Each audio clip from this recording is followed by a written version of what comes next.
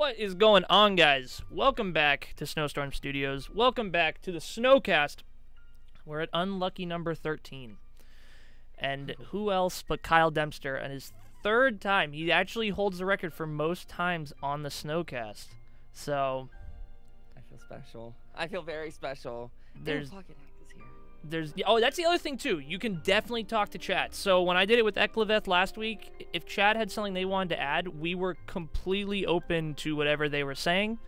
So let me also quickly here turn off alerts just because. Can I say something really quickly? It's very important. Go for it. Pocket Hags, please leave. Just go. Just leave me alone. You're not supposed to be here.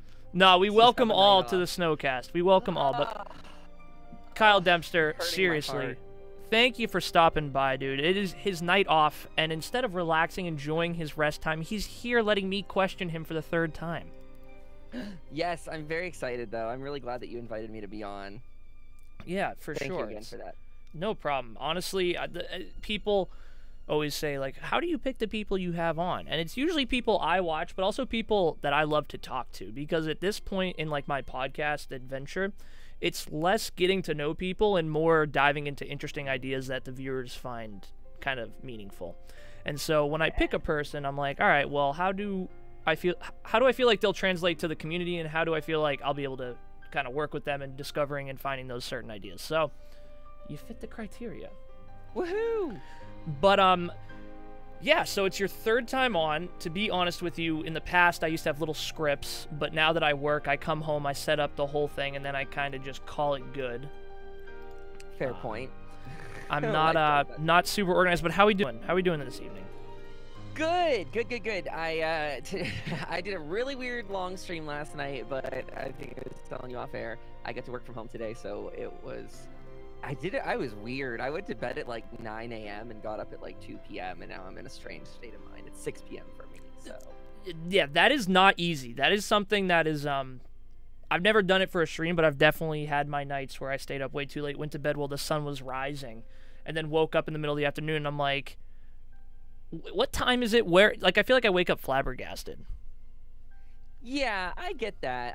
So I could stream. I mean, 12-hour streams are fairly easy for me. Just like as a streamer, I can do that if chat's active. Like if people are being sleepy, I'm like, I'll warn them. I'll be like, listen, I need you guys to keep me awake too. This is a two-way street. But I had a lot of people in Discord last night too, so that was easy to stay up. I was just like, I don't often get to like stream into the wee hours of a Wednesday night. Right? No, Tuesday into Wednesday. So I was like, whatever. I might as well just take advantage of it. I don't need to be awake at any time. So I did. Yeah, there's a couple interesting things. Obviously, we talked about it before the stream, but you get to hit a new audience. You get to stream for people that never get to watch you because you're sleeping and they're just waking up because they're on a different time zone. So did you see like different faces in at those different hours you were doing? Yeah, not so much last night actually. And I think it's probably just because it was, I don't know. I mean, probably like a couple, but actually the biggest draw lately has been that like ESO's coming back, I guess, in force. And I think with holiday deals and stuff like that, and sorry, I'm making this ESO again, but no, it's fine. Go for it. I don't care at all. As a reminder to everyone out there, tomorrow, Thursday, starts the free-to-play event. So from the 6th to the 11th, ESO is free for your friends to get into. And stuff like that makes a lot of new faces come around, and especially Twitch drops and things of that nature. They really re-energize the community, I think, and those new faces are fun. Like, it's just good to get. I love talking to people that are new to the game. Yeah, we've talked about that with you. I feel like that's one of your best qualities for your stream. And if you guys haven't checked out Kyle, by the way, excuse me, it's Kyle Dempster Studios. For anyone watching this live or watching it on my YouTube channel. He streams ESO, and one of the things I feel like Kyle does really well is getting people into the game. I feel like you do a great job of someone saying, hey, what's this game about? And then you go, oh boy, here it comes. And then you just give them the lowdown. But I think to a point that you and I were talking about as well, and I don't know if this is something you want to talk about, I'm fine too if you're interested, but that was hard through the month of October because the burnout for me with ESO finally settled in. Let's talk about it. I've never streamed a singular game for 5 months, and I started in so July, August, September, October. I guess technically like November 18th-ish would have been my 5-month mark. So I guess I'm hitting my 6th in December here in just a week. But like yeah, that was really hard. It was really hard to welcome new people. First of all, a lot less new people came around in October, so that I couldn't like the hype train wasn't there for me anyway. Like there were no trains coming to the station. And then I'm just sitting there like a pissed off person waiting to join a train. I'm just like, well, I'm annoyed by this, not by the game, but like I'm annoyed that there's no new faces, there's no fresh blood. The last DLC was not great. Yeah. Yeah, burnout is tough, and as I'm very transparent with my viewers that I've been burnt out of ESO now for probably right around the same time you were. I think maybe it was a little earlier, a little later, but when you play a game every night and you play it to the intensity that a streamer plays it to, because you're not just sitting there, sitting back, kind of like brain dead doing things. You're talking, you're interacting, you're learning, you're teaching. Right. And it's like, eventually you're like, Jesus, I just can't sit and play this game anymore. And at least for me, what happens is I start to just run out of things to do, and the things that I like to do get a little old. And maybe the people I'm playing with, we all get burnt out of each other, and that sometimes can have an effect on it. I've had past drama that has moved me away from the game because I didn't want to deal with those people. So all those things coming together, it's tough. And for people playing the game, they still have the same thing too. And the problem is when people get burnt out of the game, the streamers lose the viewers because they don't want to watch something they're not into. And I think that's where it's tough for us. Very much so. Like you said, I mean, sometimes in my mind, like this subconscious part of me will be like, oh, but you could just go grind out that thing, and like you could put in a podcast and just listen to that. Like that's what I used to do for World of Warcraft. I could just sit there and listen to a podcast about a thing and like just mindlessly go and like fish for hours. But it is different when you're the person actually creating the content, and then, you know, you're just in the sense that, well, I guess fresh ideas are not like flowing into your head. So you've got nothing happening in the game if you're bored and grinding. So it is harder. Like, yeah, you're right. I mean, the burden's on you. With my channel, in particular, people were joking recently, we have the webcam so big over there, but it's because I recently was asked a question on Twitter by someone that was like, what do you guys find interesting in streamers? Or like, what qualities do you gravitate towards? And I'm like, I want them to be energetic and passionate, but I could care less about their gameplay or even what game they're playing. And that revealed something to me. I'm like, you know what? I don't care about the game. And then I realized, this is not ESO, by the way, I'm not saying that. I mean that if I go to a streamer's stream, I don't watch the game. I look solely at their webcam. That's the only thing I care about. Like, I do not watch the gameplay whatsoever. Their character might have just been deleted for all I know, and I'm still not looking like at the character. Like, I'm just like, who are you? What are you doing? I'm watching you emote. I'm watching you talk. Like, so I was like, shit, that kind of applies to my thing as well. Like, I don't think people are coming to my channel to see leaked gameplay. I mean, best healer in North America, but I mean, come on, it's not that good. Shoulders. Yeah. No, that's such a good point, and something I've thought about but never have brought up is I feel like there's like two kinds of stream viewers. There's streamer viewers who watch because they love ESO, and there's streamer viewers who watch because they love the streamer. And right. I think I'm in the same boat as you. When I watch someone, and I don't know if it's the webcam, because there's a couple streamers I love that don't use a webcam, but I really do gravitate towards the personality. If the person is kind of a dick, and some people just, like, that's another conversation, just toxicity, but some people gravitate towards it, some people gravitate away from it. And I think it depends on the life you live. Me, I live around toxic people just at work, being in, like, the finance field. It's all about the numbers, and so when I come home, I just want positivity. So, being over positive, but also, I do think some viewers don't gravitate towards what you and me do, and I think that's tough for us to accommodate to them, because my gameplay is not amazing either, and they come and they ask me these questions, I'm like, I'm not sure. Luckily, I've had friends who are so good at the game that they can answer them. Yeah. But, I mean, definitely, like, with your channel, I mean, when I stream with you like I did last Friday, it's all about who's hanging out, having the conversation with the viewers, and having a good time. Not really, oh, we're playing ESO, what's going on in ESO? But like, hey, how was your day? Oh, this happened, like stuff like that. Right, I totally agree. So that's kind of, that segues, and I'm not trying to change it that drastically, but it ties you lead the way into something we kind of changed when we started to get this Undaunted celebration has been really good for us, actually, or for me maybe, because like I said, I was feeling burnt out with the game. Just like you said, I would log in each day and I had no idea what to do. So like my burnout was hitting me as soon as I would log in. I'm just like, I'm uncomfortable. Like I've logged in, my character just loaded in. I don't know what to do now. Let me do something else. But with the Undaunted celebration, I made what's the word for it? A giveaway in the guild where all they had to do was run a random dungeon with me once while the Undaunted celebration was running, and they would get 1,000, like they're in the running for 1,000 crowns. Yep. And that was a cool way to capitalize on an event. Unfortunately, I had a terribly broken dungeon finder for many of the nights, so that sucked. Yeah. But it was a good way to get people like popping from guild chat back into Twitch chat and like actually doing things with one another, because I realized that in my own burnout I was caring less what people were doing, and then the one day I realized, I'm like, oh my god, I don't even know the people that I run with what their characters are, and I don't know that that's an easy thing to learn, but still, like, because ESO is not so blunt with the characters, and if you're not watching specifically what actions they're casting, you might not know. You know, if they don't have a warden or pet with them, or like a Sork pet, it might be harder to kind of guess. But like, I was like, man, I just don't have that connectivity anymore where I used to. Because for a while, I think when you saw in the summer, we'd run big like 12-man, 15-man groups through. Yeah, you'd be going and killing world bosses all night and stuff. Right, and people loved that. And then I was like, well, we stopped doing that because the Sigic thing. Part of this, sorry ESO, but I'm knocking you. This is constructive criticism.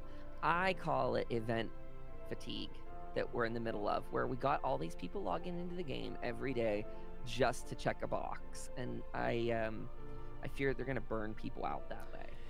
Yeah, and eventually I feel like players don't care about what's in the box anymore, especially when they're not getting better. Like, I think the November items were so much better than the December ones that I was like, ooh, that's kind of playing it gutsy. Like, you give away a DLC, like that's something, but I don't know why they wouldn't like give away like White Gold Tower or Imperial City, whatever. Yeah, Imperial City, like the first DLC ever. But instead they're just giving like a mount, and I'm like, oh, that might be like a gutsy call, because more people are gonna come in and just be like, damn, Mac Attack, thank you so much for that sub, by the way, dude. The alerts are off, just so when people watch the YouTube video, you don't hear, and it blows up your mic. But thank you so much, Mac. I appreciate that. And guys, I think it should be that. There we go. Go check that out for me. But thank you for the sub, dude. And yeah, giving so many events to players makes them not like the game when there's no event. You know what I'm saying? Oh, there's nothing to do? All right, I'll play something else. I'll wait till the next event. That's a good point. What scared me is I saw a lot of people logging in or coming to Twitch stream saying like, hey, I'm just logging in to do my insert event mandatory thing here. And I'm like, that's not a good reason to log into the game. Like, that's a bad reason to log into the game. If you're logging in to grind out a thing that isn't that great, well, I'd rather you take a genuine month off and recuperate. Like, go relax, go watch some Netflix, like, just chill, instead of forcing yourself very tediously. Now we got people that just ran 15 characters a day through dungeons. I'm seeing these tweets, dude. 15 characters, 15 dungeons. I'm like, holy shit. Yeah, I don't know if you saw Inkling's post, but he did 15 a day, I believe, and got nothing that great out of it. And I just worry, like, we don't know yet. It just ended the other day, or this morning. So like, we don't know what the fallout of that is yet. But that scares me. That's not something, man, if I was Os, I wouldn't put that on my resume. Like, and in this quarter, yeah, we got all these people to log in and hate their lives. Like, ooh. I feel like you got to reward them a little more. I feel like the amount of work sometimes Zos wants to put forward, there needs to be more benefit at the end. So people are like, yes, I'm so happy. Like, you know, I busted my balls for like a week, but I just got this awesome thing that'll never come back around. But you do all that work for a chance at it. And I want to preface this with something, especially with Kyle. We in no way are throwing any real shade at ESO. I think when you play a game as much as me and Kyle do, you just pick up on things and you want them to improve so you don't get burnt out, because that's the scariest thing for a streamer. We want to play ESO every night. We want to do that, but you have to fix these things because they're going to be problems eventually. So Yeah, and I mean, you're so right. And more than ever, like I really want to support them. It's like probably the first time I've really gotten behind a game company to this degree that like I actually really like them, and I consider some of their staff there to be good friends at this point. And I want them to have success because they're really passionate. I mean, these are people that come home and will play ESO with you in the evening. I mean, we just ran with like 3 or 4 of the developers, Yeah. you and me, How many through people can say that? trials. Like for any other game. Right, right, exactly that. And Gina's gonna be back. Her and I might run some stuff tomorrow, and I think she's gonna be on Friday. We'll do more stuff like that. So like we made that into a weekly thing to get like the community and the devs together. But that doesn't mean that there's not flaws there, and it's just the difference is I'm not shitting on them and saying like, well, F you, Zoss, you guys suck and you don't listen to us, so bruh. It's quite the opposite. They do really listen. They listen more so if you actually say it nicely, like anyone in life, go figure. So for the people on the forums, maybe swap out the ass, maybe swap out the word asshole for like please, like that. You know, they are listening. They do that. So I don't know. I want good things for them. On my stream, we've been giving away like that's a perk of being on the stream team is I've had copies of ESO to give away, and I've been doing that maybe more than they want me to. I don't know. I've asked for more codes, but we're giving them away because people do want to play. And once you get someone into a game like this, there's a big incentive for them to stay around. Or one of the things hashtag save Gina in your chat. One of the things I talked to Gina about was like, can we as streamers get a code to give new players stupid things from the crown store? Like, can we give them there's like a 400 crown pack for like fortifying. That'd be huge. Deals.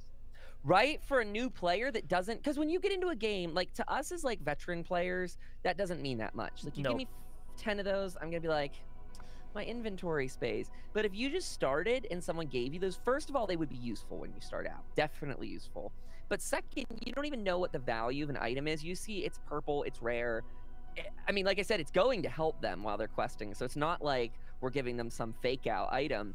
But I was like, Gina, that would make such a big impact on a player that comes into a stream and they get a free thing right off the bat.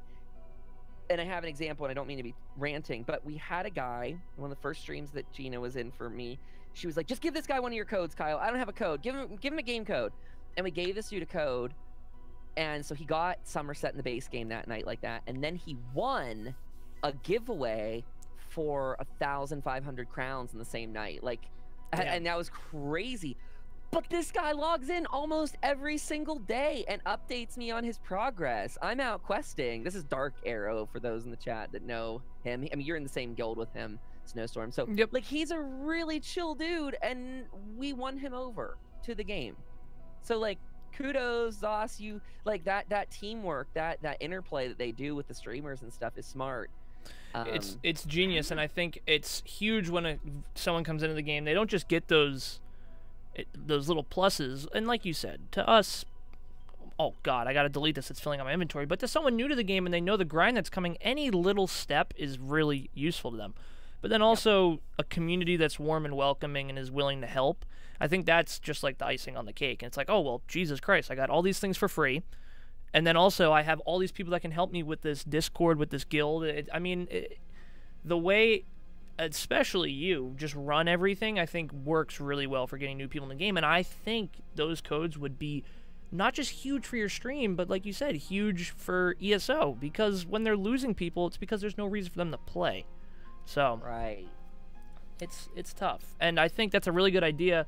And yeah, so like it comes back to it is like we all do benefit like when we get new players in here. I mean, I think everyone in your channel here basically is an ESO player to some degree. Everyone that's in this right now, but we all benefit when we have more players in the game. Like strict money wise, like every time we add a new player and Zoss adds an extra line of income, we all get better results in the next piece of content theoretically.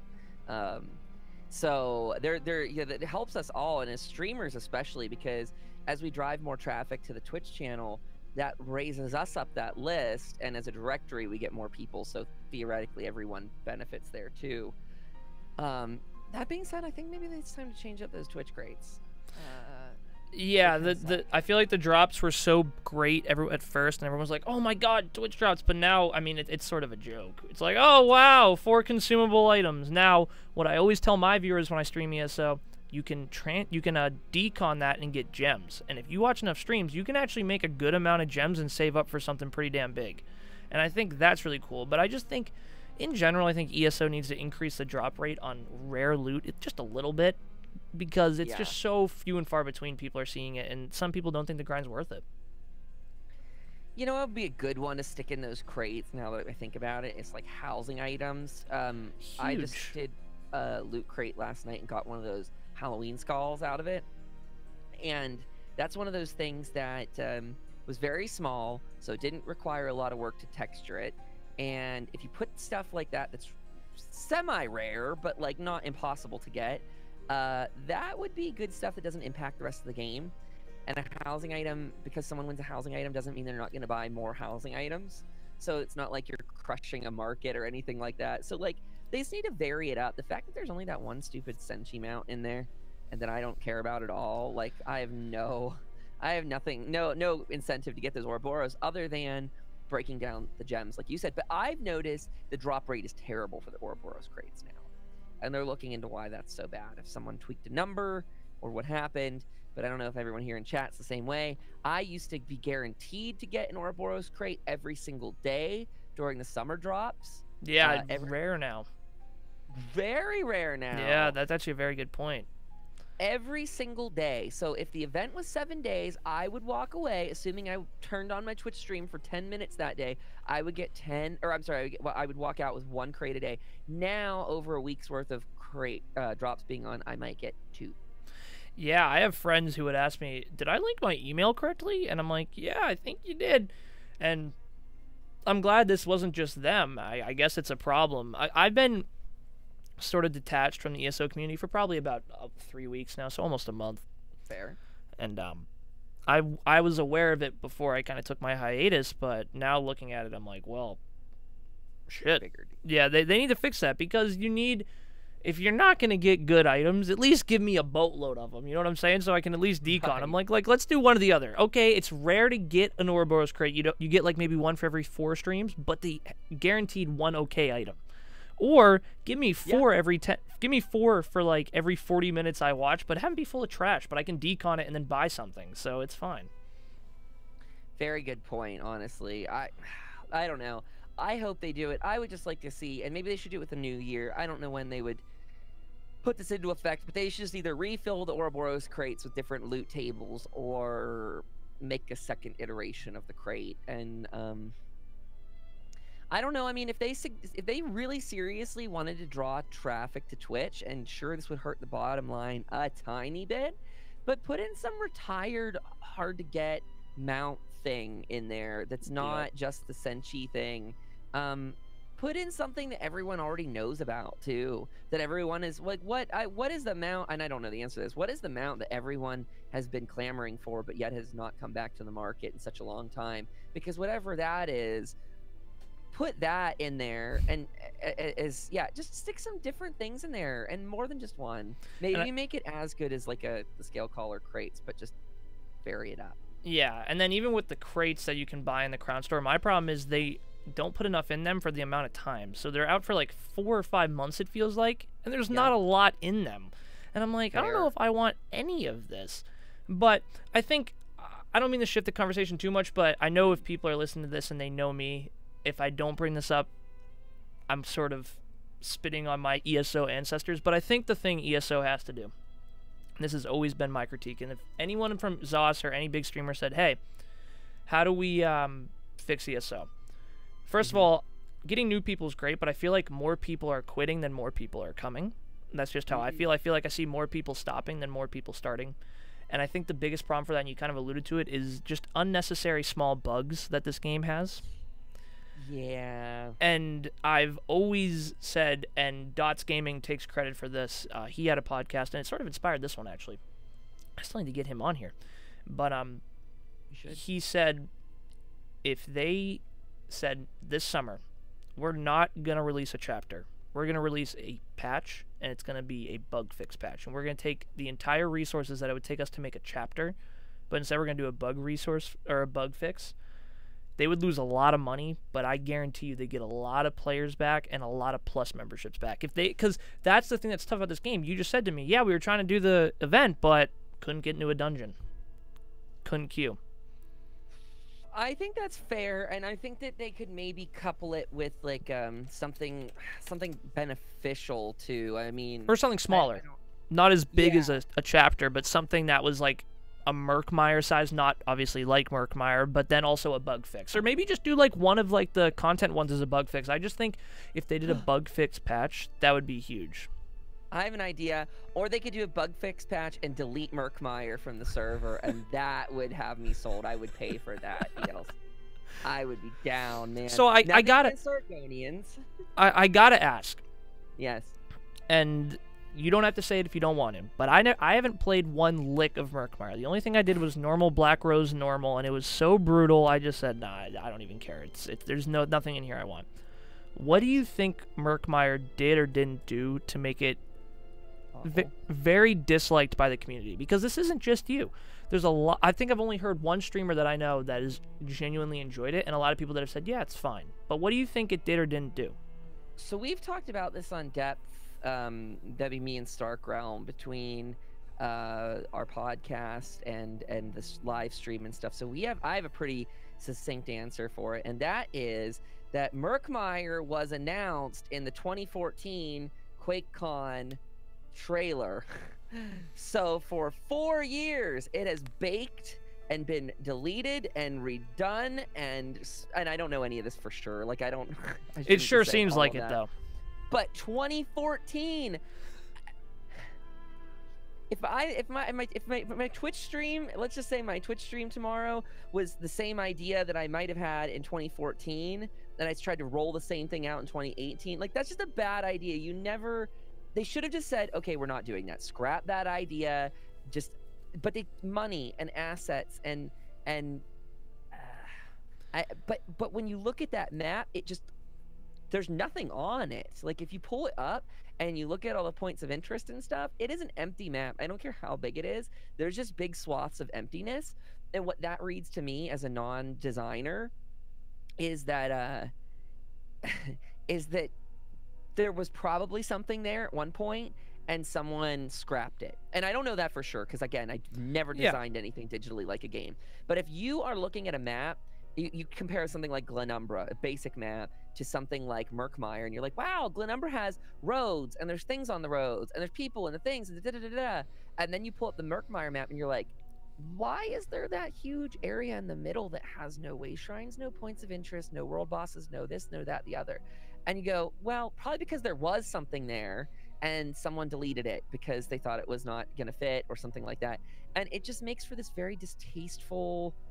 Ugh, and sorry, Zoss, I mean, you can fire me if you want. I'm just kidding. But it's just, I don't know. I think it was a bad idea to put it out. I think Stark Realm said something as simple as swamps. No one likes swamps. Swamps are not a pleasant thing to go to. Well, that was my thing. I'm not a big Argonian fan.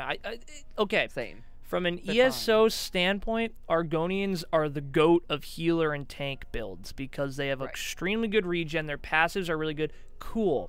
That's not what this DLC was made for. This DLC was about Argonian, like, life.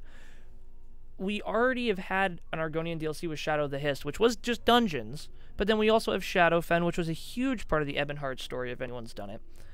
And it's just like people love... I thought Vardenfell. You probably weren't playing much last year, but when Vardenfell was announced and when Morrowind was announced, that was huge, dude. Like, Morrowind is the most cherished Elder Scrolls game by far. So when they announced we were going back to the same place, and then Zoss did a good job. Somerset, beautiful. More beautiful than Aradon. Really good quest. So now it's like, oh, wow. Like, I feel like they did so much good stuff that then when we got Murkmire, we're like... I felt like Shrek. Like, it's just... And... For me, I just didn't care. I'm like, I'm not going to play it anyway. I'm just going to do dungeons and chill out like I usually do. But I know for people who were excited to go explore it, they weren't as in love with it. And again, I'm going to say it again. We don't hate ESO. These are just concerns. And, you know, we could talk about all the good things because there's a lot of good things. But, and, you know, It's tough. That patch brought with it a lot of distasteful things too. Like I really don't want to downplay that I don't think it was good content. Like that is so important to me. Like I would pay to have the server roll back to pre Murkmire. Like I'm sorry if you love a change that's in there. I got a lot of buffs out of it too, more buffs than nerfs, but I would like to roll back to beforehand because the content's crappy. It killed a lot of the excitement in the community, and that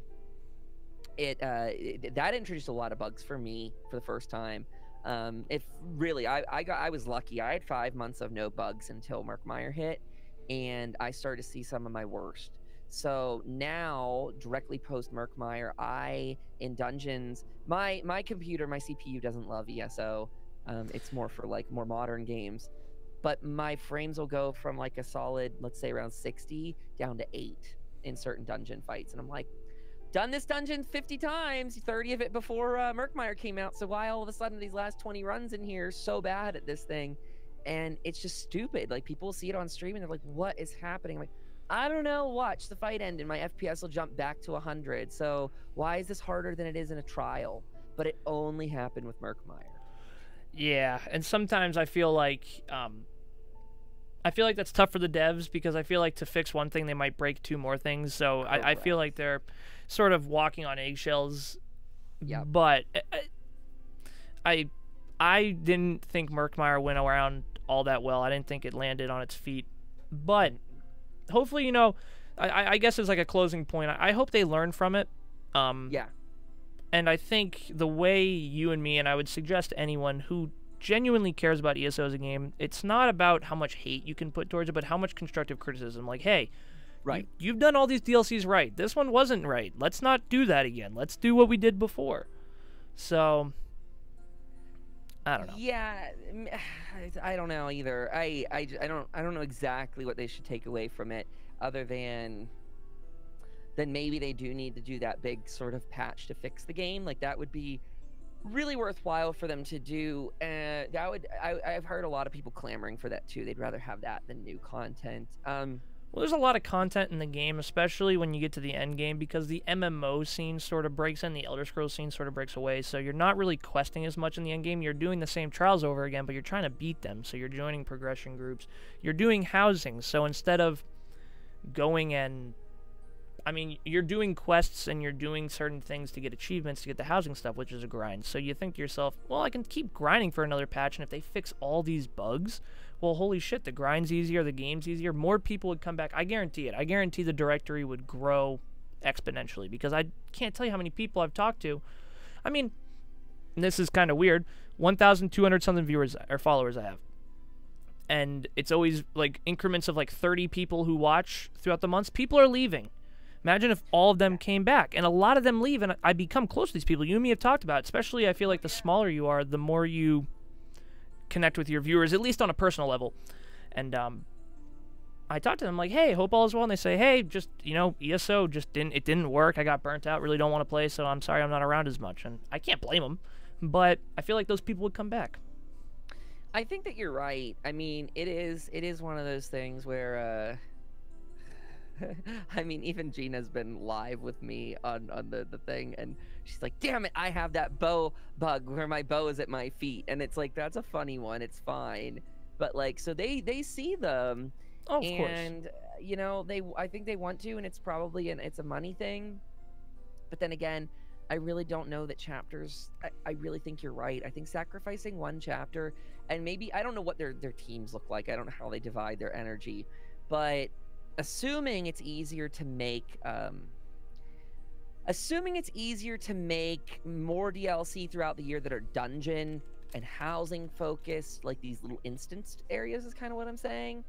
Yeah, instead of content. I agree with that too. I don't mean to cut in, but I've always said I don't feel like the quests are the strongest point of ESO. I feel like if I'm going to quest, I'm going to go play Skyrim, where I just feel more immersed. If I'm in an ESO DLC that I'm most excited about, dungeons. Or for you, a housing one, where it's like, hey, we got 4 new houses coming. Imagine that, like a DLC with just 4 new houses and 2 new dungeons or something instead of a full chapter. I'd pay $40 for that. Sure. Agreed. And I think Clever in chat had a really good point. Yeah, I did. Saying, yeah, all go that for good it. content lately. Murkmire came out, broke the hype train. I think you're right. I really think it 100%. did. And that's sad because freaking Wolf Hunter went over so well, I and loved it Wolf was Hunter. just 2 dungeons. Yeah, That's I it. loved That's Wolf all it Hunter. was. And it took me like I didn't get into those until like September, October. But that's fine. Like that was like 2, 3 months later. But that's okay. Like if there's still fun things to do, and I do understand the idea of spreading the love and not making it all for progression-y sort of people, and that's fine. I respect that. We need to spread the love across all the different player types. But yeah, if it helps them to cut back on some of those larger world things, but yet I don't know. I'm not an expert on this. I don't know all the things in the forum, but there are probably ways they could pull back from adding new content and instead do something smaller. This is a huge ramification. I know this has huge ripples throughout the community, but I imagine you'd need less of a team to create a new class than you would to create a whole zone. So maybe you do a class, and Well, that was a big way. problem with The Somerset. Warden. Was with Morrowind we got the Warden, and Yeah. in Somerset all we got was a new skill line. And at first I Right. was so for the skill line. I was like, perfect, we can all work it in. But come to find out, the grind is just miserable. It's just run around and close the portals. And I think the voice of that guy who you go with is interesting and good for sure. But on the third time you're doing that grind, you're like, fuck this. Like, and I don't feel like that went over as well. But the one thing I also want to say too is Murkmire was not a chapter. We have to remember that. Murkmire was a DLC. So Correct. these chapters, I feel like, do work for new content. The Morrowind story, the Somerset story. But when you're doing these little nuggets, I wouldn't go to a place like Murkmire. Before, and I was thinking about this, they did the Dark Brotherhood. They did the Thieves Guild. So these are things we're familiar with. We're excited to go back. We've never been to Murkmire before. We've never done anything in Murkmire. We've never done anything with the Argonians like this. So it was all new, and it just wasn't as quality as the other new stuff like Somerset. So I think Clever's point is genius, and definitely I think the core of what we're talking about. Well, and I think that this, sorry, Zoss, I'm going to roast you guys for a sec. Just know that I love you, but also know that history is written down for a reason so we can learn from it. And you knew when you were making that Psijic skill line that it was a bad idea how you did it. No one in that office could have possibly said, this is great. And if they did, you really need to check that person's work going forward because no one likes a grind. It's 2018. MMOs have been out for... When did World of Warcraft come out? 2004? Yeah, wow. No one likes a grind. Let's use our history textbooks. Everyone flip to page 10 and see where it says no one likes to run around all the maps and close portals. Like that's a bad idea. So the fact that got into the game, sorry Zoss, but why? Yeah, it Why rubbed would people you the make wrong way. that? Like that's just, and it seems to me something like maybe it was because last minute they had a budget constraint. They're like, well, we were going to do a thing where they do this, that, and the other, and we just couldn't do it. And we had timelines to hit and deadlines. And so we said, portals are easy. They're already baked into the game. We can close those easily. But why not make it something different? I mean, honestly, I would have liked it better if it were like, a portal's opened up in all the different dungeons and you have to go to the dungeons and close them because at least I'd have another reason to go run dungeons that are already giving me loot. Like, and what if there was an extra boss in that thing? And that'd then be great. And then it was a new harder boss, so you beat the final boss and you have to go beat that or something. And I think the danger of that is that requires a lot of new mechanics to be introduced. And so I think it was like, it seems to me like it was boiled down to this idea of closing portals, but it's a huge gripe the community has. That skill line is awful to grind because it just is not fun and it's not rewarding and it's just tedious. There's just nothing redeemable about it. And that's why I go, that's a 2018 creation? It's more like a, I don't know, how about like a 2002 creation, like, or day one of World of Warcraft creation? Like, wonder if players would like to run around the entire world and close things, huh? How many times that bit Blizzard in the butt? Like, clearly someone out there knows this. Someone's more versed in game design than I, and they let it in. And sorry, but yeah, and Clever came up with another great. Do it again. He came up with another great point. He said in the Dark Brotherhood, it was the assassinations was the grind, and learning how to stealth, and all these things that were like, oh, has to do with the story, and you can link it to things. But oh, you got to run around and close them. Does anything come out of them? No. Well, and maybe it could have been as simple as that.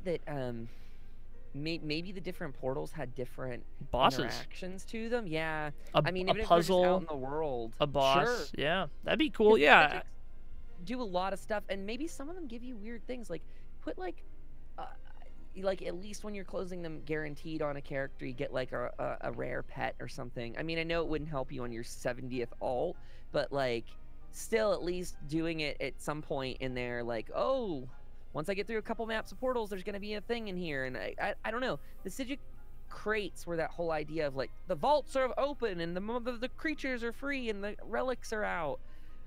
And then none of that pulls through with those stupid rifts. Like we're just closing time rifts. And it's so funny because with Somerset, I thought the world bosses in Somerset were the best part. Every world boss had like a different mechanic and they were tough and like we wiped on them and I'm like, oh my god, we just wiped on a world boss. Like, and it had a, and I just was so blown away. And even with Morrowind, I thought they did such a good job. But then when you go and you do the Sigic Order grind, you're just like, wait, it's just this? Like, you couldn't have taken, like, some of those bosses or added some more things? Or what if they just literally use the same resources and just bring out, like, a ghost of a boss you've beaten before? Like, bring out the, like, Veladreth. Like, a smaller version of Veladreth. Oh, shit! Veladreth just came out. Oh, well, shit. So that would be great. I don't know. I just don't ever want to see them make that mistake again because it should never have been a mistake that happened. And like I said, it's so hindsight 2020. And the unfortunate thing is you were creating it with the ability to use your hindsight. And I don't know. It just scares me that was very recent content. The thing is, though, I don't know. And this is me kind of switching sides. If there was one company I had to put my faith in to create good content after a mistake, it would be ZeniMax. I really do think that dev team sits down and really thinks about what we, the players, want. And I would be, and I'll have you on again for sure, and maybe we'll be having this conversation, but I'd be dumbfounded if another DLC came out and it had the same problems. I've not stuck with them long enough to see how they handle these things. Like, I genuinely have only been here since June. So, like, I can't say. I do have immense amounts of faith, and that's why I will always still tout this is a fantastic game. But again, I won't sugarcoat the shortcomings of it just because they need to know.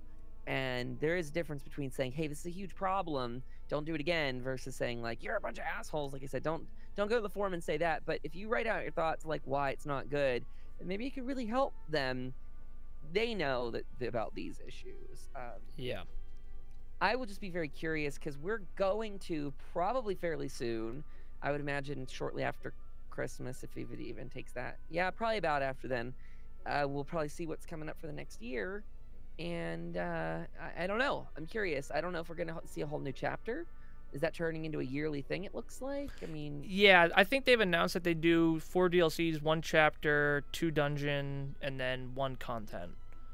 And that's a lot to push out through the year. And it's always been one of my biggest things with ESO. I've always said, guys, you want to get in this game because theoretically they're making it so you'll never be bored. The second you're sick of one thing, you get a new thing. Like, it's always new stuff. And if you're a Plus member, which, by the way, the rewards of being a Plus member are huge. I've always been an advocate. You get 3 of the 4 for free, and the $40 one usually is worth it. And so... I really think Zoss is doing the right thing. I just think maybe Murkmire was a hiccup. But I love talking about it because I really didn't get to experience, so I like picking someone's brain about it. Yeah, again, this is not the death knell for ESO in any way, but we've talked around the issue, and it is that, I mean, you fell off the hype train with some DLC. No one really got out there and recovered, and I feel like with how public facing they are, they maybe should have done that. I don't know. As a game company, and sorry, Gina, this is talking to your job kind of a lot, but we have such a good rapport with them as a company, which is really rare, that I wouldn't mind them going out there and saying, like, hey, we're sorry, this didn't work. Like, just tell me that. Tell me it didn't work. This is 2018. I think this is a cultural statement, but I think people are getting tired of the PR spin. And again, this is not attacking you, Gina, or Jess, or anyone like that, but like, because they're just doing what they have to do. But I don't know. I'd rather Zoss say, like, very publicly in one of their ESO lives, so we know that didn't really work out. Like, we're on that with you. Like, we're taking all this feedback into account. Like, I don't want to don't beat yourselves up too much over it, but like, be level with us. Like we have so much access to them as a company, and that's such a blessing because they're real human beings there. Yep. Not all game devs are real human beings. Believe me, not all game devs are human beings. Some of them are automatons that sit there and crank out things and never play their own game, and it is just like, eesh. But these guys are, and so I wouldn't mind more kind of some town hall sort of stuff. And I think they try and do that by getting a lot of the I think that's why they have such a close connection with the community, the streamers. They've got the class rep program or the class lead program, stuff like that. But I don't know. I think all companies are going to start to see it. The PR robot thing is kind of gross and no one cares. Yep, and I think it's also affected the streamers. I feel like, including myself, we bring a bit of that PR positivity to our streams. And I think maybe that's one of the things that you've done a little differently in your stream is you've kind of opened up your stream to more crudeness, but not in a toxic way. And I think it works. And looking at it on paper, I think it's one of the things that makes you different. And one of the biggest things about streaming is, how do I differentiate myself? How do I be unique? And I think one of the things you said was, you're like, yeah, I'm going to be nice, but at the same time, we can still make dirty jokes and have fun and be gamers. And a lot of ESO streamers don't do that, including myself. And I even find myself struggling to do it because I'm like, oh, am I doing too much? Like, oh, this, like, who's watching or what's going on? But you've kind of not thrown caution to the wind, but I mean, I was with you on Friday and like you guys were having a good time, and I'm like, damn, like that's not a bad call. So yeah, and it helps because I mean that okay. So this is where I'll give Gina a lot of credit, is that I was surprised they had me on ESO Live. Honestly, that was like the first time Gina and I had ever talked. Was like she PMs me she PMs me. I actually thought I was in trouble. I can't remember. I got a PM from her on Discord when I was at work, and it was like, hey Kyle, can we talk? And I was like, that's never a good message. No, like, never a good sign. I should have just responded and be like, am I fired already? Because this is like being a week into the stream team or something like that. And she's like, you're a healer, right? I was like, okay, that's a good sign. Yeah, kinda. Yeah, that's me. I heal people some days when I'm paying attention. And that's when they invited me to be on there. And I'm like, you know, my channel's pretty R-rated. And she's like, that's fine. I'm R-rated too. So, but I give her credit for kind of being that sort of like lewd and crude. Like if you watch those ESO lives, they are already like, they're already pretty. But doesn't I mean they're so down to earth? Like don't sell me a mixed bag of goods then. Like I know there's a lot of saving face when you're a company. It's part of PR, and believe me, I've worked in that field. But like, I don't know. You guys have such a tight connection with the community. Just they are probably as honest as they can be, in fairness. But yeah, there's probably legal ramifications with ZeniMax, like the company, not the game studios. And I think that's the thing a lot of people have to remember is there's probably higher up saying, hey, you cannot do this. Right. And that's why indie game companies are so popular with so many gamers, I feel like, is because they can have that transparency. They're not held up by that corporate wall, but very nimble, yeah. Because I mean, that's part of it. Like I think the community just wants to know that their concerns are heard, and I think that's something that, and I don't know if that was a secondary intention of why Gina was like, we should get everyone together and start doing trials. Is it so people felt that they had a little more access to the devs and they may have felt otherwise? I mean, these guys are really active on Twitter. Like, yeah, they are. Finn is always liking people's comments and stuff. And like, I mean, they're just very accessible humans. And that's, I don't know. You don't get that anywhere else. So I know I'm just blowing smoke and telling them that I love them. But it's true. It means that there's missteps, but they are people. And so I do believe you're right. They can course correct this. My first concern over anything else, which I think is their concern too, is the community though. And as someone, that's in the guild with us, you probably saw that like over the summer, guild activity was like maybe 30-ish people would be online at a time. But then recently, like during that Merkmeyer fiasco, we're talking like 7 to 13 at best. Yeah. And just recently I saw it back up to 30, and I was like, that's such a good sign. Like, people that's are awesome. coming back. So yeah, it's tough. And I think the first thing is like sort of accepting that there's going to be times where people don't want to play and a group of people will take a break. But I think yourself, this is one of the big ESO points I want to talk to you about, but people being burnt out then coming back. And as someone who has not really gotten over the burnout yet, I guess let's go through the steps of this burnout. So like, let's talk about like when you realized you were burnt out, sort of what your rationale was to like play different games, like how you kind of went about that, and then what got you back into ESO, because now you're back pretty hot and heavy. And to be honest with you, your burnout wasn't very long comparative to myself and a lot of people that I've followed over the years. You did a good job of coming back. So like, when did you realize that the burnout was becoming a problem, and when was that exactly?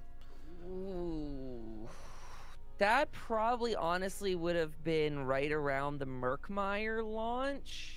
Like literally, like it was probably a couple days after that, because I had hype for that. We were doing, well, like I said, it's twofold, because some of it's me. I'm not trying to pass the blame, but these are just facts. Some of it's me internally, like I was burnt out. But then a second part of it is that factually, statistically, I could see that when I was putting the calls out in the community, like, hey, who wants to run world bosses tonight? And like I said early in the stream, we would have 15 people. I was struggling to get 5. And I was like, okay, that's not me. That's not my burnout. That's external burnout. Other people are burning out. And that contributed kind of. It rubs off. It rubs off. When enough people leave, you're like, well, maybe it's not worth me playing this. Right? So it kind of turned into this idea of, but that also debilitated my way of having fun, because then I was like, okay. Yep, and your way to stream. Right? So we get in, we'd call together a group of people that everyone would say in chat, like, let's all go do, I'm in, invite. I'd be like, PM me in the game if you want an invite. Ding, ding, ding, ding, ding. And invites would go out. And then all of a sudden it was like, anyone want to go? And logistically for a second, when you're doing those world bosses in Somerset and you're trying to do all of them in a day, you need other people to share that quest with you. So you need like 5 people minimum, I think. Yep. To do them all. And so we got to this point where we actually couldn't even do them all because people weren't showing up to do it. So it was like, oof, literally the wheels are coming off for the vehicle here. I can't drive this car any further if the wheels are gone. And so that was hard. And then the burnout really hit after Merkmeyer was in our hands, and I went there and it wasn't good. And I remember that starting quest thing was not great. Merkmeyer was funny in a way. There was that, what Clever said earlier, the mullet lady. She was a good joke. The one that does the I know who you're talking about. She's so great. He hates her so much, and so he would just like cry and chat the whole time. And I would just tell him how much I love the mullet lady. She's the most redeeming part of that DLC for me. And she'd just be like, and then I kept trying to flirt with that Argonian man and all, and I didn't even know his responses, but I would just be like, oh, you do love me. And then I'd click the next thing, and he'd be like, ha, no, and like laugh at me. But that only lasted for like a minute. And then I was like, okay, well, these quests are actually kind of So without having that direction, I just didn't know what to do. And housing wise, which was something we had been doing, we also kind of lost direction there. The person that I was doing a lot of housing with in the stream had a lot of IRL stuff come up, so she couldn't be around. A lot of real life distractions. And so as a community, and I'm not trying to sound like a whiny person for a minute, but we really did have a lot of community attrition just naturally due to IRL stuff all at once. And usually if you lose like one person, you can recover, but it is trickier to recover when you've lost like 4 or 5 different key players at once to different stuff like that. And so, because that really is a big direction shift. I mean, losing one, you can still steer back on and do what you're doing. But so it was hard for me. And you asked how I incorporated other games. I was just like, I kind of want to, I don't know. I don't know. These are games I've been missing a little bit. So I'll just throw them back in my thing. And if people come out to them, they come out. And if they don't, they don't. And I have to live with that fact, which was weird. Yeah, and what's tough, and I something that I've been dealing with recently, is when you play those different games, your numbers get hit. I mean, people would be like, "Oh no, but I love the game, and like I stream because I love to stream, and I'm happy for you. That's great." But to say that a streamer doesn't look at the numbers at least after the stream, Yeah.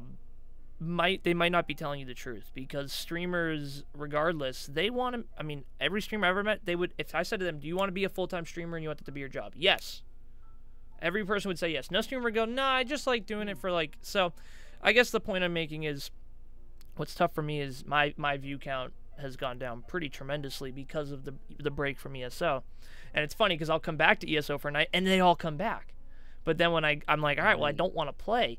And so I guess the thing was it, and it was for me, first of all, it's hard for me to play a different game. Was it hard for you to play different games where you're like, I know this is going to do this? Or were you like, no, I need that break? What?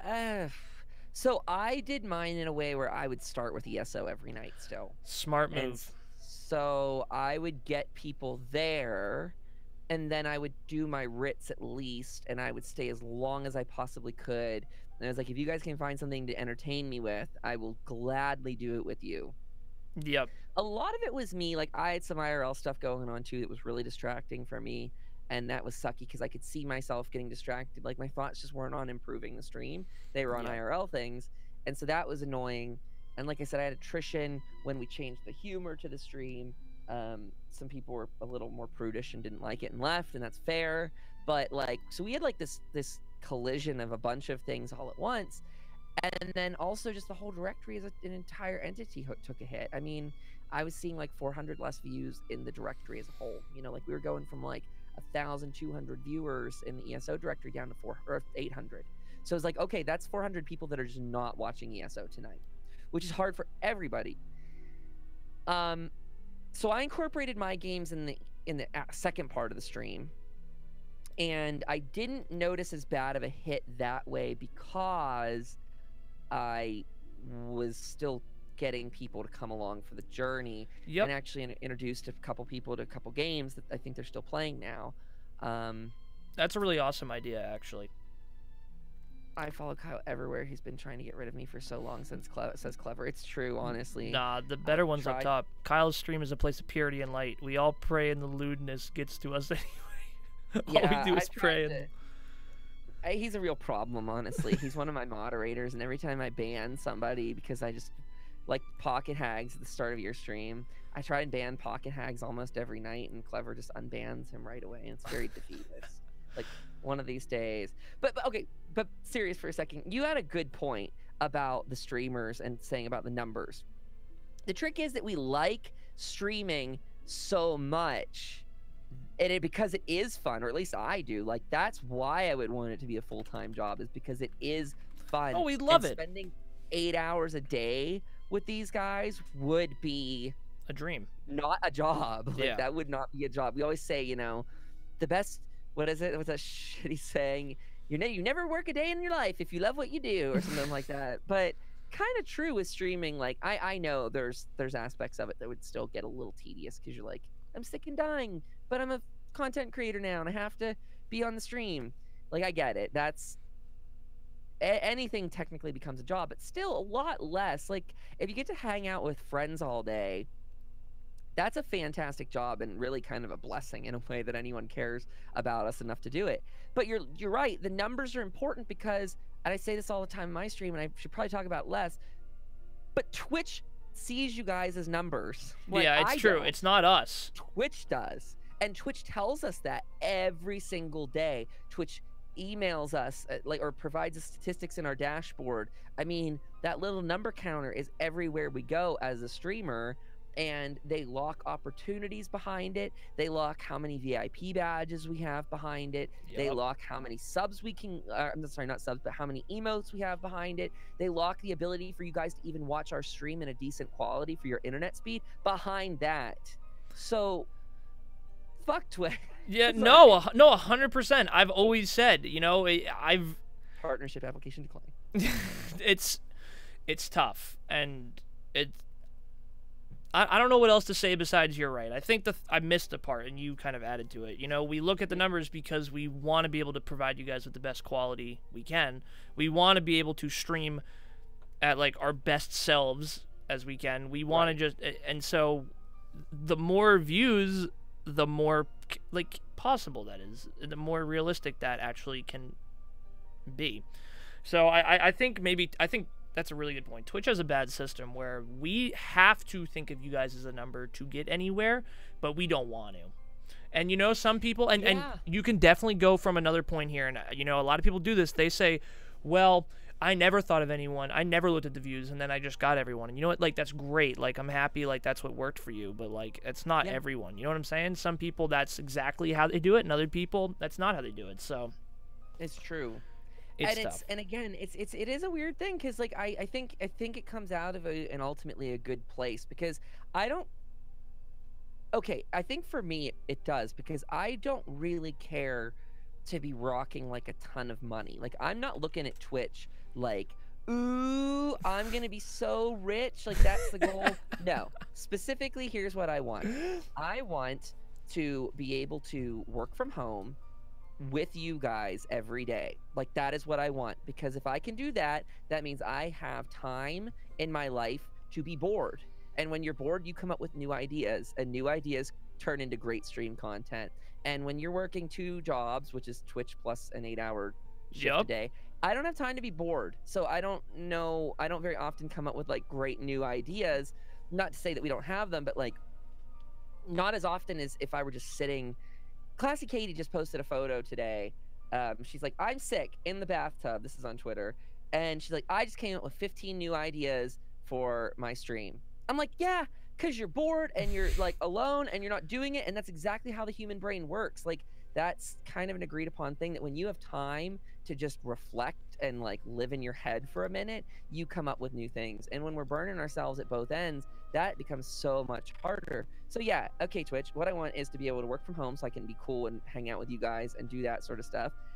And I want enough money to like be able to, you know, afford what I can already afford, and be able to upgrade my computer. But I'm not looking at Twitch like money, just like, no, 100%. Flowing. I just want to hang out with you guys and be comfortable. I think the point to take away is, at least for me and Kyle, and I would put money, a lot of people coming up into Twitch, they don't want to do it for the money. They want to do it for the relationships and because they love doing it. But the only way to keep doing what we love is to get more people. And I think that's just Twitch's setup, and so it's tough. And I agree with you. It's not really, oh my God, if I can get 50 viewers, I'll make this much money. It's, oh my God, if I can get 50 viewers, I can have that many people in my community that are excited that can then bring more people. That's the thought. It's not, oh my God, look at this money. It's, oh my God, look at what we're creating together. So you nailed it again, because when our community is growing and new people are there sharing content and stuff like that, that is like the coolest feeling in the world. So like over the summer, especially, and like September-ish, we had people like, they still do this on occasion, but people that were sharing a lot of art in the community. I had someone draw me and Louie for like my birthday, which was freaking amazing. Like, just such cool stuff. And when they do cool stuff, it inspires me to do cool stuff too. So like you just said, there's this idea of like snowballing the growth there. Like, you know, you start getting people doing cool. That's a common thought though, right? Like, surround yourself by people that you know, if you surround yourself by really creative and artsy people, you're going to get more artsy in your own way, just because that's this kind of mindset you're around. Or if you surround yourself with more people who love your stream and have interesting ideas, better ideas will come. And I'm lucky enough to have people that, like, someone the other day was like, well, let's do Secret Santa for Christmas. And I was like, that's a great idea. That's genius. Like, good. Thank you for bringing those ideas to the table, because it isn't. I think streaming and community building is its worst if just one person is you know, is doing, I don't know. I think it's just, I want other people's ideas. That's why I always encourage my community to share them. Like, and I'm not saying I'm gonna. I always tell them, I'm like, I may sound resistant to the idea even. Like, I might not do that right away, but I usually will incorporate it like in the next month or two. Like, first time someone was like, you should do a 24-hour stream, and I was like, hell no. And then 2 months later I was like, you know what, I'll try that, because I'm not gonna say no to everything forever. Yeah, no, 100%. I think that's that's the real problem with a lot of streamers is just putting that across. So I love Ninja Monkeys. The guy at the bus station banging on the bucket for tips makes 10 times more than me. I mean, honestly, Ninja Monkey, you're not wrong. Like, yeah, weird. Streamers, unless you're, I don't know how many views. Maybe 1,000 views a day. Like as a streamer, you're probably making pretty good money, but under that, it's pretty tough because it's just there's a lot of fluctuating going around. That's always the hard part. Is 1 month you'll make this much, and the next month you make this much, and the next month you make this much, and it's higher and lower and higher and lower. It's never consistent pay. So, volatile income. Yeah, but so the final point, not about the podcast, but just the final thing is then what kind of got you back into ESO, because we kind of slithered off there. I want to come back. So you were playing the different games, and then we kind of talked about views and just dealing with that, and then what that means to us. And then I mean, you're back streaming ESO all the time now. So what was that catalyst of saying, you know what, I'm coming back? And it can be something as silly as the Fridays, just doing those Friday things, hanging out with a bunch of the community. That can be part of it, So yeah, okay, chat, you remember these bullet points, so I can touch on each of them. 1, I got Stream Team the minute I decided I was going to also start streaming other games. Oops. Which requires you to continue streaming ESO. 2, the Trials group. 3, the house that we just got. I don't know if there's anything else. So, back to those points and elaborating, I unfortunately got my Stream Team application accepted right as I was deciding. Like, I got it on a Thursday, and it was like, on Friday, I'm launching this game server. We're going to do 7 Days to Die on stream. And I was like, I'm going to do that Saturday, and this is going to be great. And I was like, okay, this is interesting. So I got the, because I remember, I just felt bad about this, like, yesterday or something, or the day before, that I don't think I was very excited on stream when I got my Stream Team thing. Like, I tried to hype it up, but I'm more excited about it right now being on the Stream Team than I was when I first got it. And that's so weird. Usually life is the exact opposite of that. Like, you're like, cool, a new thing, and then you're like, oh, whatever. But I'm the opposite in this case, because I didn't care that much when I got it. And it wasn't in a mean way, but like, I got it and I was just like, well, what do I do with this? I barely want to play the game, but now I have codes to give away. That's kind of nice, but I'm still grossed out just sitting in the game. Like, I just don't want to be here. I want to be doing anything but this. So I made sure to stream ESO here and there, and then I did my other games. And then I guess I think it was when I got invited onto the ESO live stream that really changed it a lot for me, because like I said, there was a lot of reasons I felt burnt out. A lot of it was a change in humor for the community, and that scared people away. And I'm not gonna lie, there was a little bit of bitterness in my heart for the people that had left for that reason. And so when they invited me to do the live stream and kind of, I don't want to say endorsed me, but a little bit, there was that backing of like, hey, get on here. And Gina's like, you can be as lewd and crude as you want. I was like, I'm probably gonna get the whole ESO directory banned. She's like, oh well, okay. I'm like, okay, great. And I said that like live on air too. I'm like, I might get you all banned, so like, sorry, rip in advance. And it went over really well, and that really helped, because I was like, okay, I still wasn't back in full swing, but these are all things that started like build my ego back up a bit. It's like a therapy session. Yeah, no. Yeah, got a lot of marriage proposals. He's right, I did. And my favorite clip is Gina yelling at me in the middle of the dungeon, saying, could you just do your dating site some other night, like not now? I'm like, I'm sorry, I'm just trying to get married in your chat. And so so I had all these people like PM me. I don't think any of them kept in touch with me since, but like all these people like PM me afterwards. That was a really awesome thing. And then I won't lie, genuinely, the friendship that I like that Gina stirred up with me was a huge thing, because I was like, this is a real company. I think that helped, honestly, to humanize them. And she pushed me into Trials. She's like, you haven't done Trials yet, you need to. Let's get our crew, and you can bring streamers that you know and like and all that. Bring them all together and do that. She would come into the stream and just run vets with us, which was really cool. Just because our humor is very in line. And I think that that helped. I mean, these are all little things along the way. I made a point. I kind of had just a change of thinking with my own community again. Like I felt a little abandoned by people that left, but then I was like, remember, don't focus on that shit. Focus on the fact that you got all these amazing people, like the ones that are here, like Soldier On and Server Prompt and Clever and them, Pocket Hags, that are around. Yep. Still, like that have stuck through with everything. And I was like, yeah, we need to get back into doing some sort of group stuff and just kind of caring what people were doing during the day. So it all slowly built up, and I know that's not like a magical surefire answer, and a lot of that stuff is out of my control, so it's not like I can prescribe like you need to go do a live stream. Yep. No, I think that's definitely a good answer, because it's not a snap, I'm back into the game, and it was, oh wow, this is really good, oh wow, this is really good, oh wow, now it's pushed you to this point. So yeah, I mean, dude, that's honestly awesome, and it's nice to see you back in full force. And I think one thing I forgot. Oh, go ahead. That was under my control, and I know this isn't going to work for everybody because it's not. But that erstwhile sanctuary, I know this is so stupid, but like that was at Thanksgiving that house came out for Black Friday, and that for some reason just like really reorganized my brain. Yeah, re-engaged me for that stuff. I mean, it's so weird that it was just one house that really brought me back into the thing. But also, I'll give credit to Ninja Monkey because so we ran that trial like on a Friday night. I can't remember if it was Saturday night, the next night. I think he came by and popped in my Discord chat while Stark and I were there. And he was like, we should just go.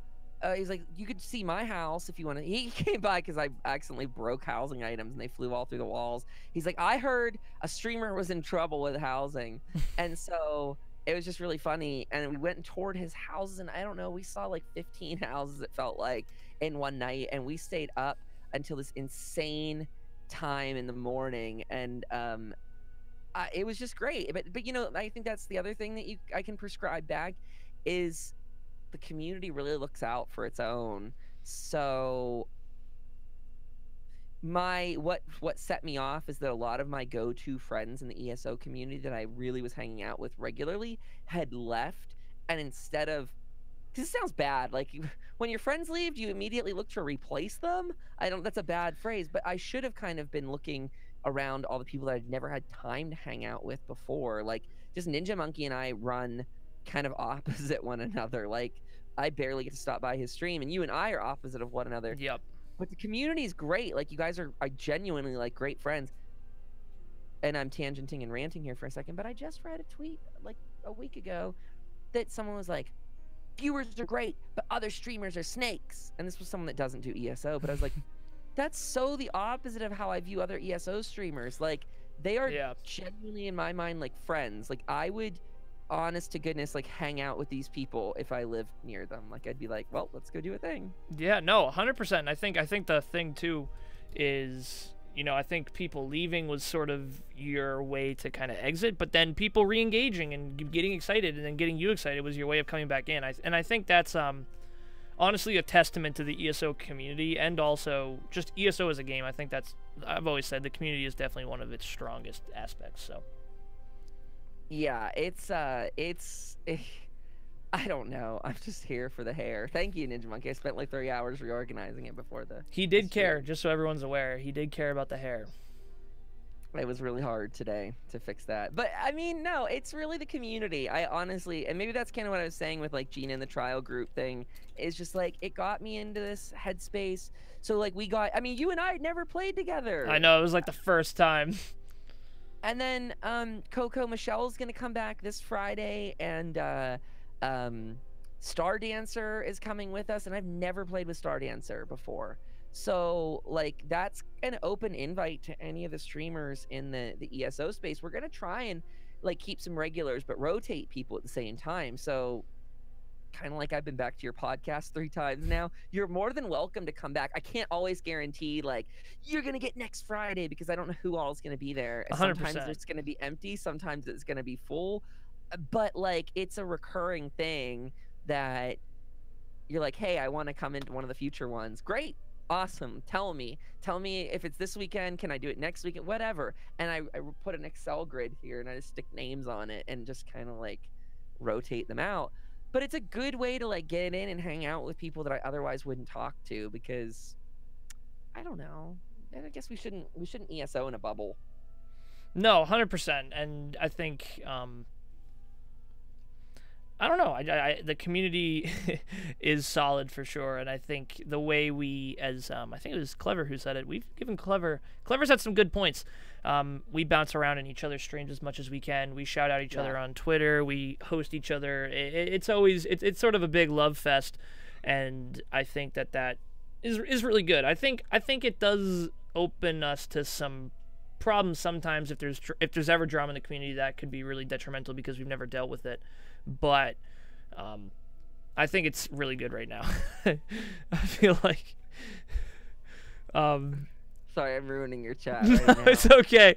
I just Can like I that get emote Clever Clever Clever keeps using of the freaking Casey Pepe. Stoned out of her mind. Look at those little red eyes on that frog. But You're both on the Christmas list. Sorry. No, it's okay.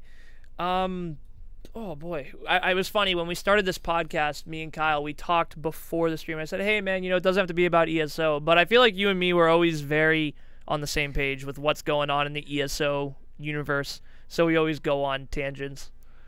Yeah, if you wanted to ask non-ESO questions, I'm totally up for those too. I don't know how long you wanted to do this for, but I mean, I have a lot to say about ESO because really that's been my going on 6 months now. That's what I've been doing on Twitch. And sure, I took like a collective of maybe 24 hours off of ESO, like while I was streaming, to do other games. But that's only 24 hours out of whatever 6 months of stream time equals. Like that's probably like 1% of my total stream. So yeah, I gotta ask though. I gotta ask. Are you gonna reveal the belly button? I promised them for partnership I would. I don't know why they have a sick fetish of it. They love it. And I've seen so many belly buttons recently. I was looking in your Discord. There's like a lot of pictures of belly buttons. There really are. Like I get them DM'd to me now. And I don't think that there's anything sexy about a belly button. So I don't know why they want to see it. Gina said she's part of the problem, for the record. She said that I am allowed to show the belly button. She encouraged them. And so yeah, now they've got like ZOS approval for it, so that's even worse. But I promised them if I get partnership I will do it, because that freaking Classy Katie's gonna get a butt wizard, whatever the hell that looks like. She's gonna get that tattooed on her butt because they raised a certain amount of money. That's above and beyond for me. I'm not getting anything tattooed on me, but I will show my belly button just once.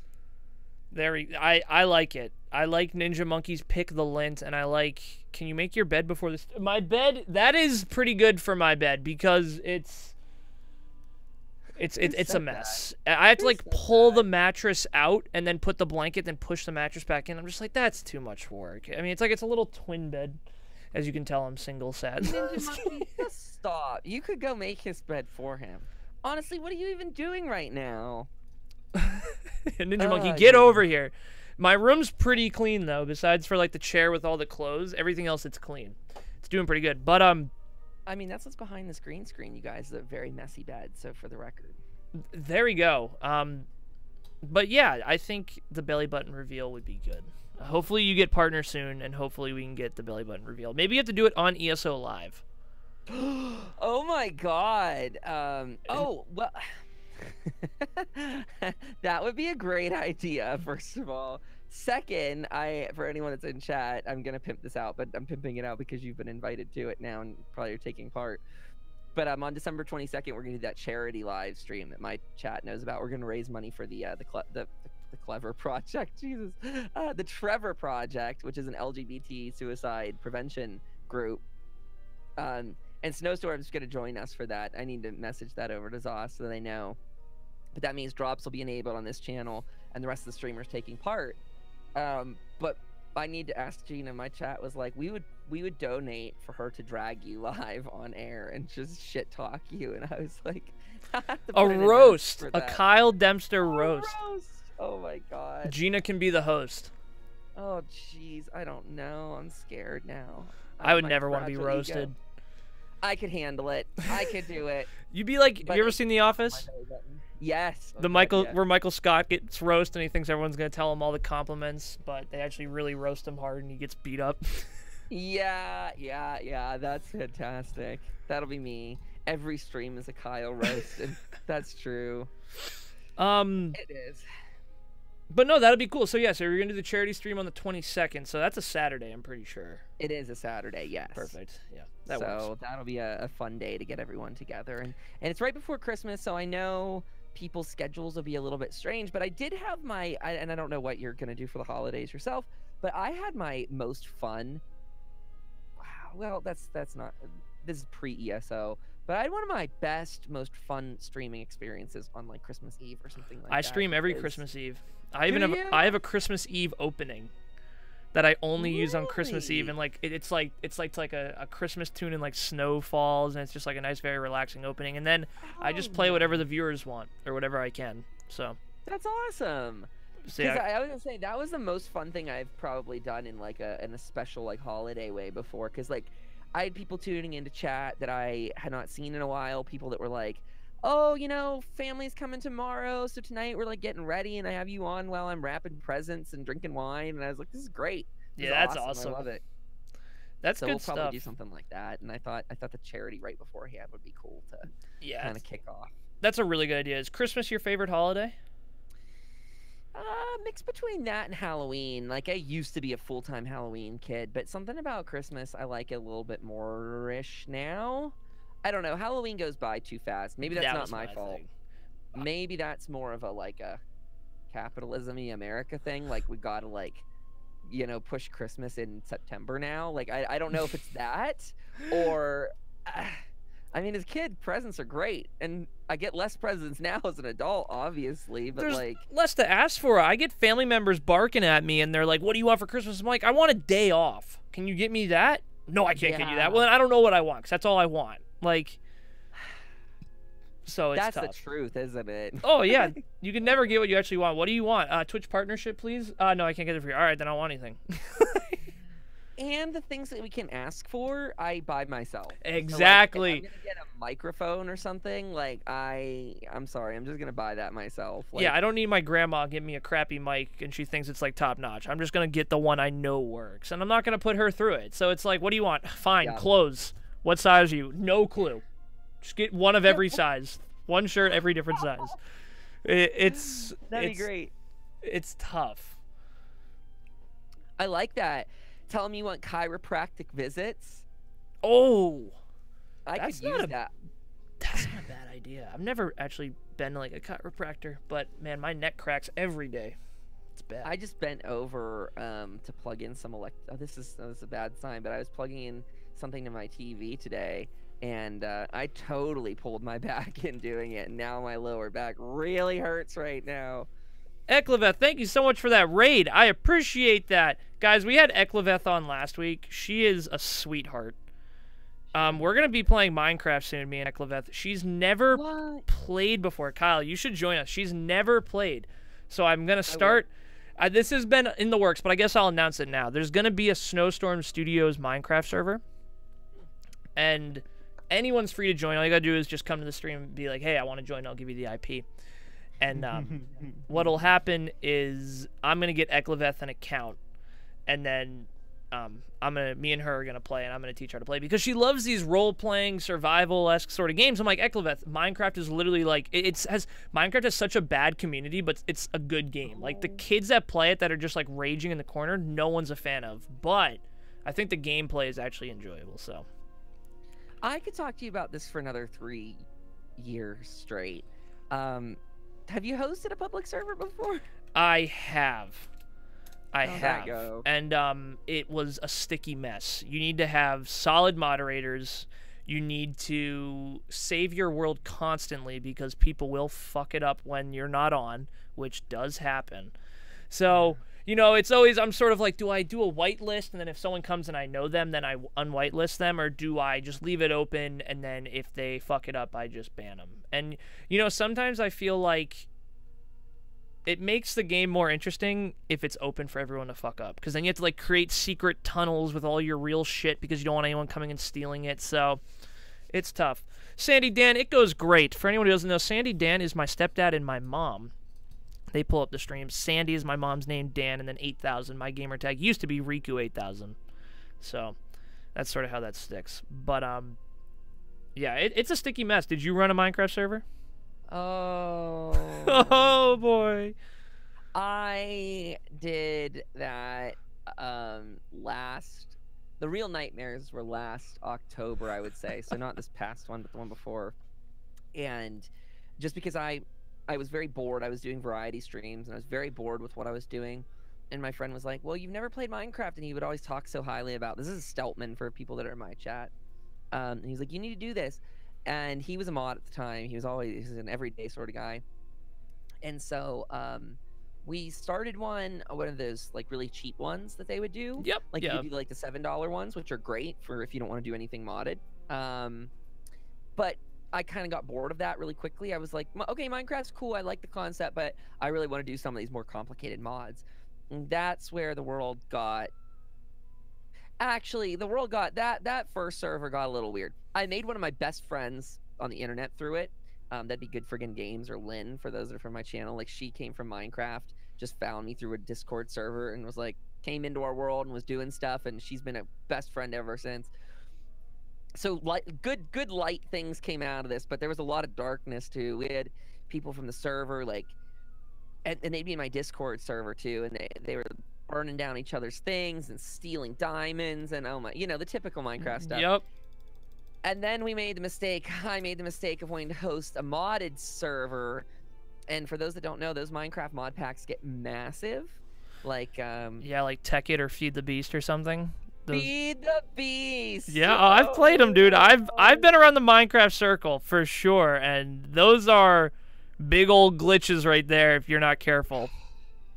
So Feed the Beast, for those that don't know, definitely requires a computer that has more than 8 GB of RAM. Yeah. And it might sound like a little bit, but in the Minecraft community, you got to remember these are kids or people that are not paying for their own rig, so a lot of people won't have that kind of stuff. Is Ninja Monkey leaving? Bye, Ninja Monkey. Have a great night, Ninja. You're beautiful. So they wouldn't have the money for it, and they would just be like, I can't, and they'd be so confused, and we'd explain it to them, and they'd still be confused.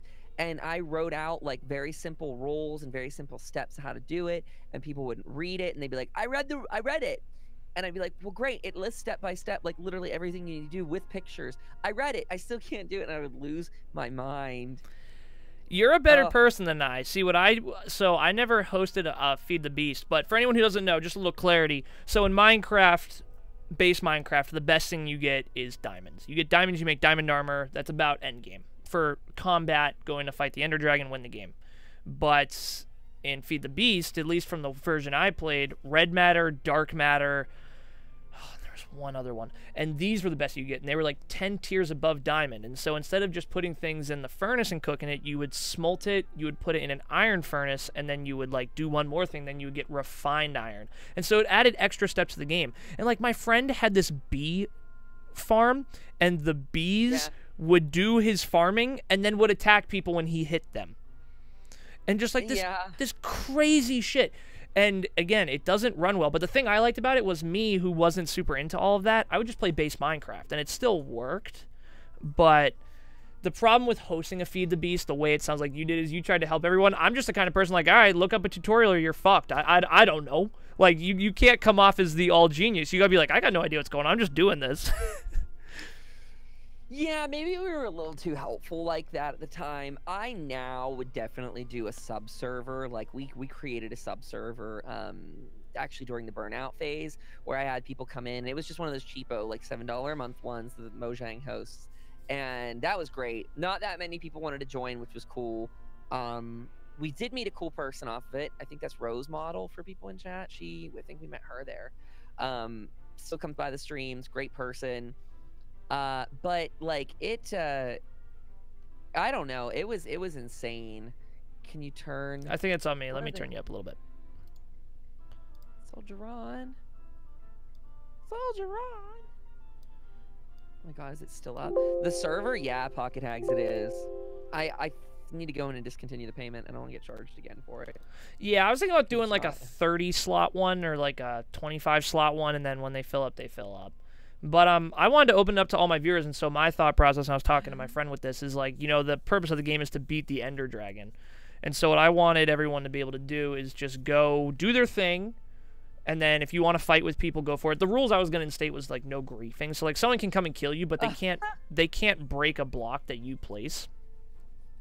And then I wanted everyone to kind of pull their resources together in like a couple weeks, and then we go try to beat the Ender Dragon or something like that.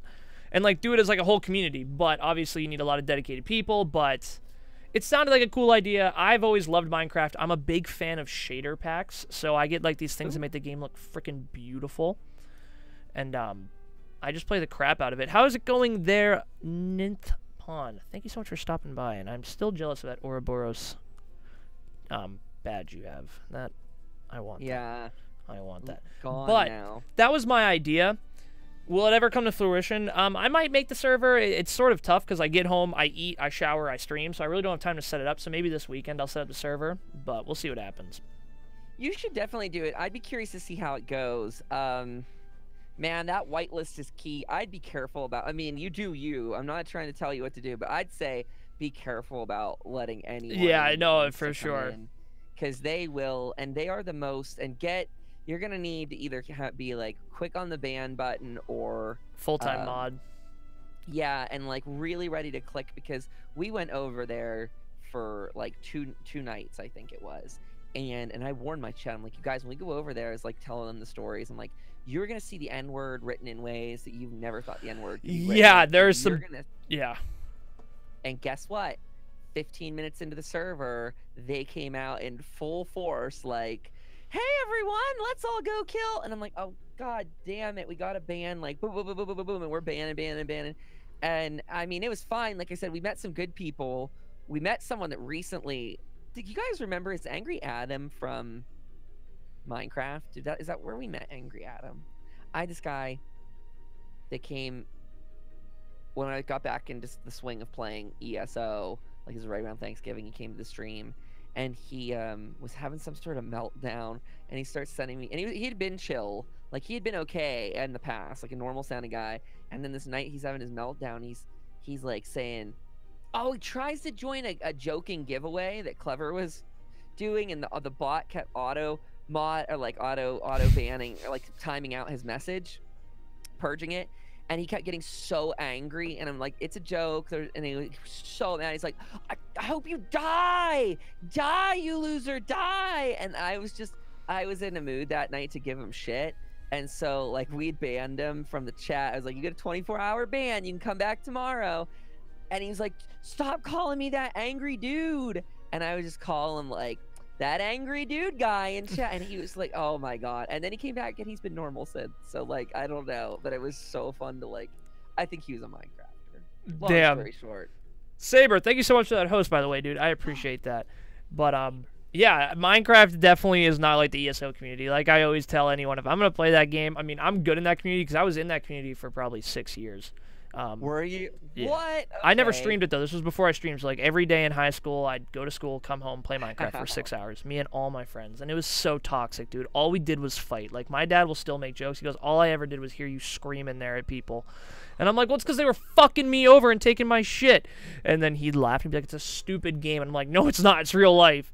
And then when I went to school, college, it kind of backed off, and then that's when I got into ESO. But those like, yeah.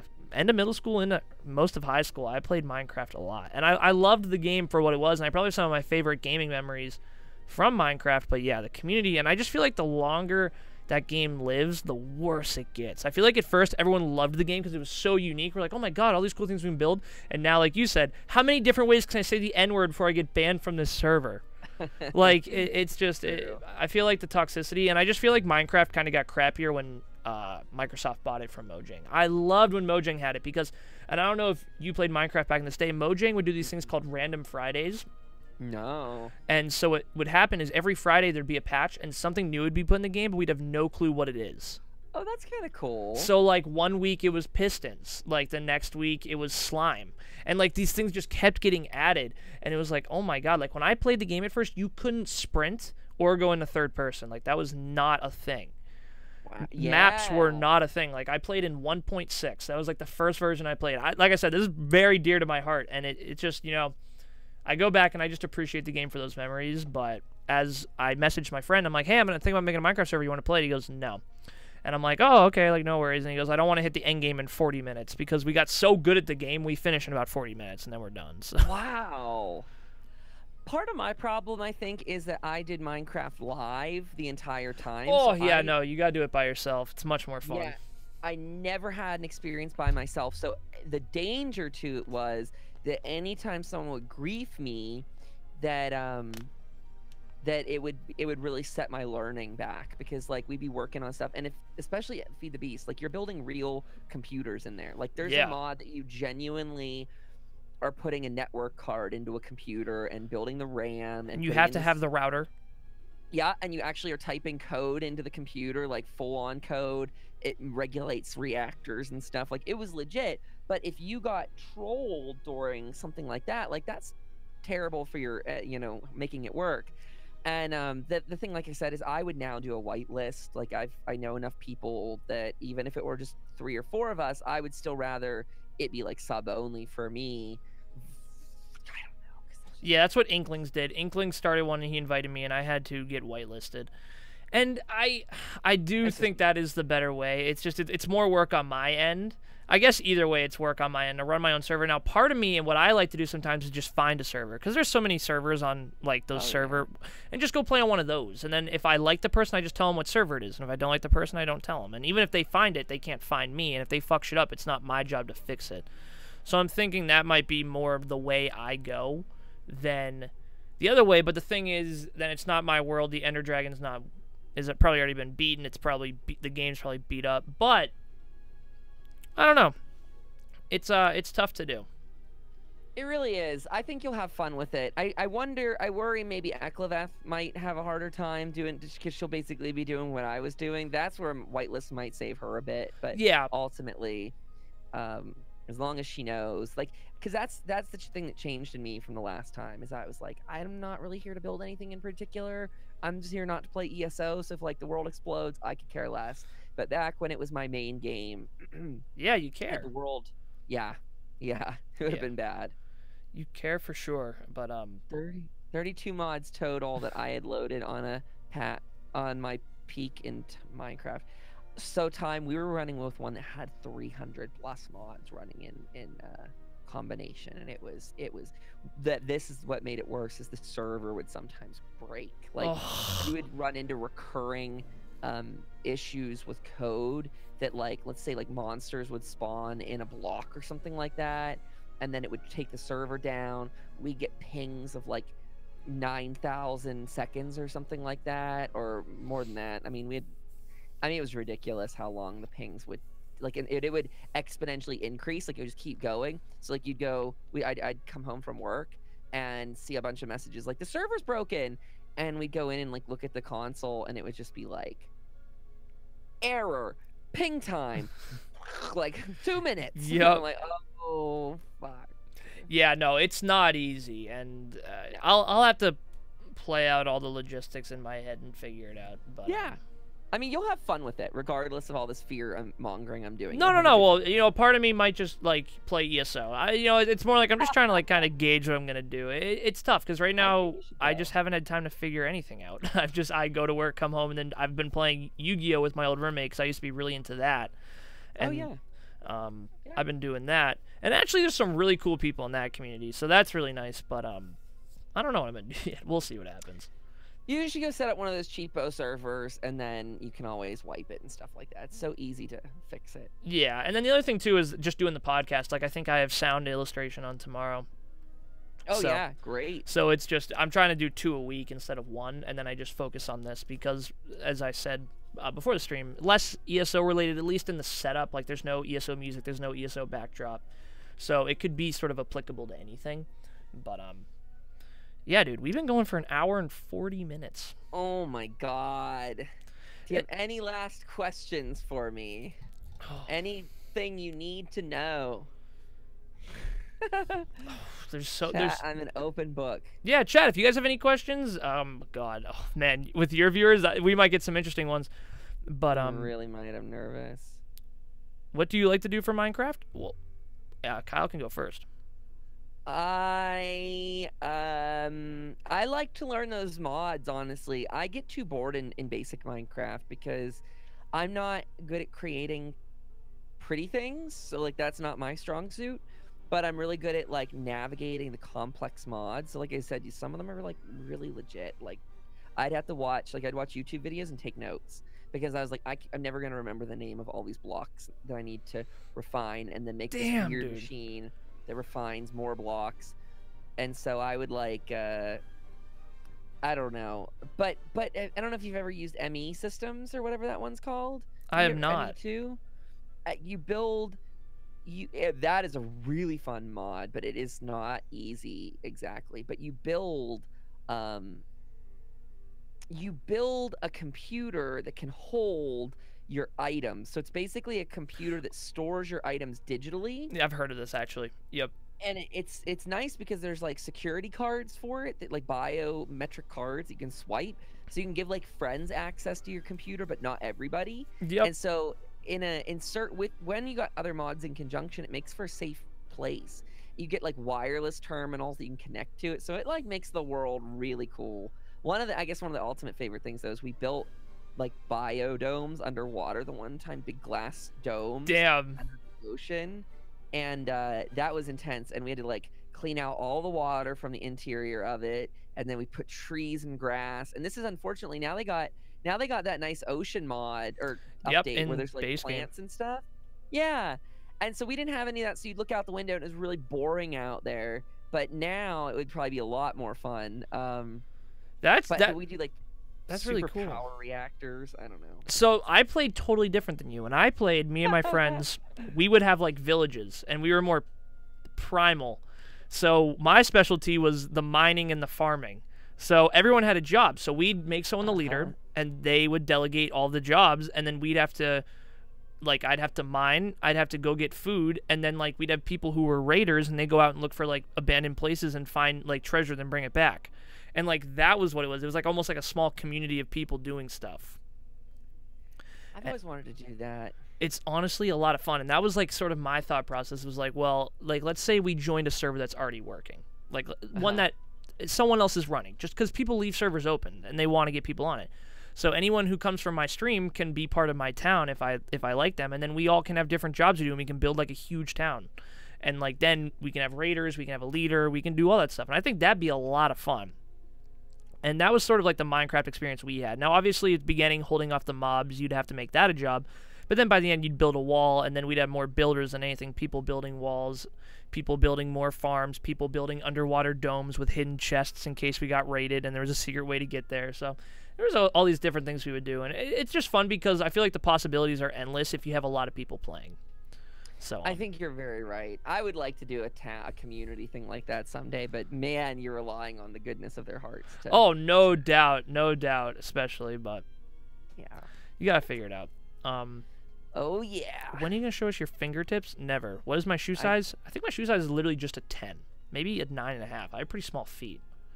I did just show them my thumb fingerprint. They probably digitally enhanced it, scanned it, and there it is. Using it somewhere. Please don't. Did you ever see like the things in high school? This totally made me think of this. This girl came up to me in high school. I don't remember her name, but she was kind of a bitch. And she goes, "Look at your nails." And like I looked at my nails the wrong way, and she was like, "That's how girls look at their nails." And I was like, "What are you talking about?"